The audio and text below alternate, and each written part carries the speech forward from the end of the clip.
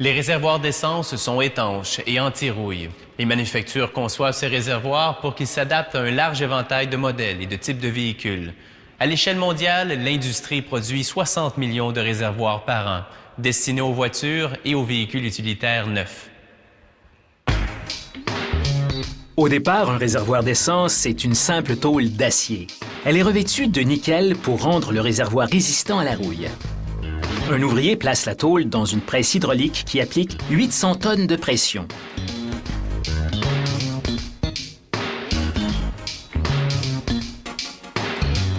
La tôle est ainsi comprimée entre deux matrices qui façonnent la partie inférieure du réservoir. La presse force la matrice mâle contre la tôle et dans la cavité de la matrice femelle.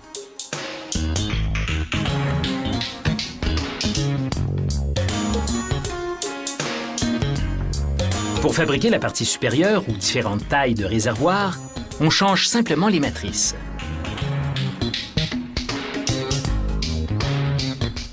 Une presse à timbrer imprime des renseignements sur la partie supérieure, dont les numéros de produits et de lot, ainsi que le nom du manufacturier. Un poinçon hydraulique perce ensuite deux trous. L'un permettra de remplir le réservoir et l'autre servira d'évent. Cette machine pratique une ouverture pour le module de débit de combustible qui acheminera l'essence au moteur. Un convoyeur envoie jusqu'à 180 dessus de réservoirs par heure à la prochaine phase de production. Ici, un ouvrier utilise un montage d'acier et de nylon pour installer un anneau d'acier qui positionnera correctement le module de débit de combustible. Il soude l'anneau par point à 6 endroits pour le fixer à la section supérieure. Deux entailles sur l'anneau permettront d'aligner correctement le module. Les ouvriers assemblent les sections supérieures et inférieures en prenant soin de bien les aligner pour la soudure qui suit. Deux roues métalliques compriment les sections tandis qu'une soudeuse les joint. De l'eau refroidit le tout pendant l'opération.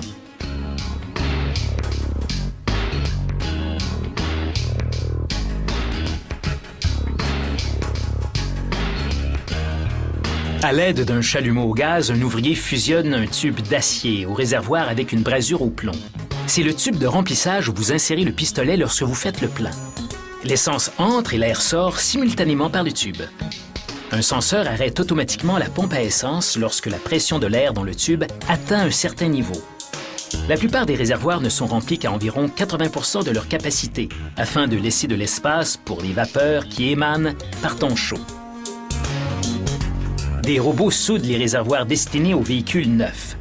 Le travail doit être précis et uniforme afin d'aider les robots de la chaîne de montage à l'usine automobile.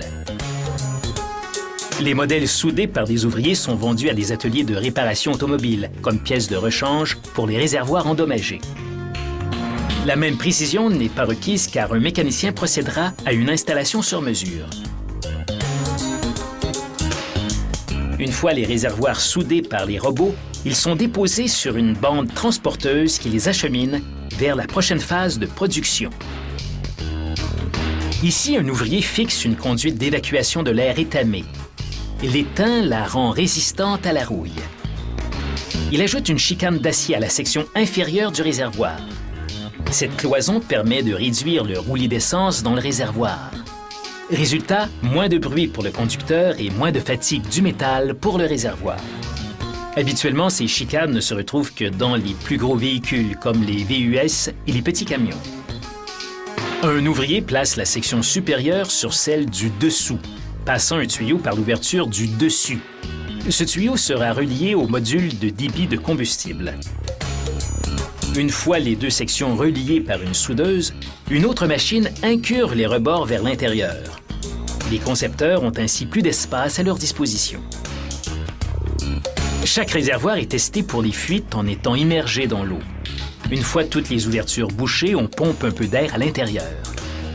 On braque de forts projecteurs sur les réservoirs et on vérifie s'il y a des bulles dans l'eau. Si l'air peut s'échapper, l'essence le pourra aussi. Aucune bulle. Le réservoir d'essence a réussi l'inspection. Il est maintenant prêt pour l'expédition et pourra contenir le précieux combustible dont votre véhicule a tant besoin.